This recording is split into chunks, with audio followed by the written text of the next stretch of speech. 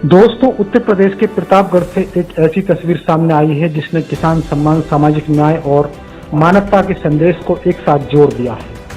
प्रतापगढ़ में किसानों ने विधायक पल्लवी पटेल का सम्मान किया, लेकिन यह सम्मान कोई सामान्य सम्मान नहीं था। किसानों ने उन्हें पगड़ी पहनाई, तथागत बुद्ध की प्रतिमा भेंट की और हल देकर किसान संघर्ष और जिम्मेदारी का प्रतीक सौंपा। सोचिए दोस्तों, एक तरफ पगड़ी जो किसान और समाज के प्रति जिम्मेदारी का प्रतीक है, दूसरी तरफ तथागत बुद्ध की प्रतिमा जो मानवता, समानता और करुणा का संदेश देती है, और तीसरी तरफ हल जो सीधे उस किसान की मेहनत और उसके अधिकारों की कहानी कहता है, जिसके पसीने से देश का अन्न भंडार भरता है। इसी सम्मान के बाद पल्लवी पटेल ने कहा कि किसानों ने उन्हें सिर्फ सम्मान नहीं दिया बल्कि एक बहुत बड़ी जिम्मेदारी सौंपी है। पल्लवी पटेल ने सोशल मीडिया प्लेटफॉर्म एक्स पर लिखा है कि इस मंच पर मिला सम्मान उनके लिए सिर्फ सम्मान नहीं बल्कि एक बड़ी जिम्मेदारी और संकल्प का प्रतीक है। उन्होंने कहा कि पगड़ी उन्हें किसान और समाज के प्रति अपनी जिम्मेदारी का एहसास कराती है, जबकि बुद्ध की स्मृति चिन्ह मानवता और समानता का संदेश देती है। यानी इस सम्मान में सिर्फ फूल, माला या प्रतीक चिन्ह नहीं थी, बल्कि इसके पीछे एक बड़ा सामाजिक संदेश भी दिखाई देता है। पल्लवी पटेल ने आगे कहा कि जब उन्हें शासन करने का अवसर मिले तो मानवता के आधार पर शासन करेंगे। दोस्तों, यह सवाल सिर्फ एक सम्मान का नहीं है, सवाल उस भरोसे का है जो किसानों ने पल्लवी पटेल के हाथों में पगड़ी, बुद्ध की प्रतिमा और हल सौंप कर जताया है। किसान की पगड़ी सिर्फ सिर पर रखी जाने वाली चीज नहीं है, बल्कि उसकी मेहनत, स्वाभिमान और सम्मान का प्रतीक मानी जाती है। वही हल उस किसान की पहचान है जो धरती को सींच कर पूरे समाज का पेट भरता है।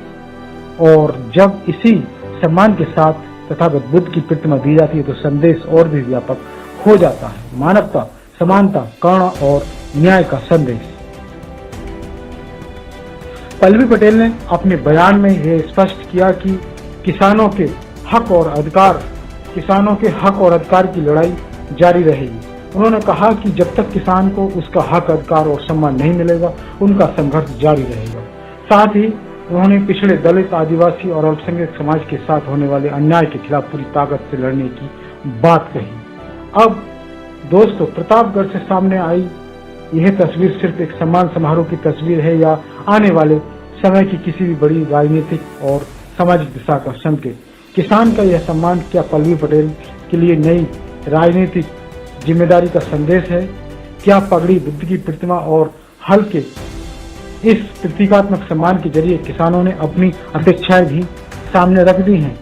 इन सवालों का जवाब आने वाला वक्त देगा, लेकिन इतना जरूर है कि किसान का सम्मान, सामाजिक समानता और न्याय का सवाल जब राजनीति के मंच से उठता है तो उसकी गूंज दूर तक जाती है।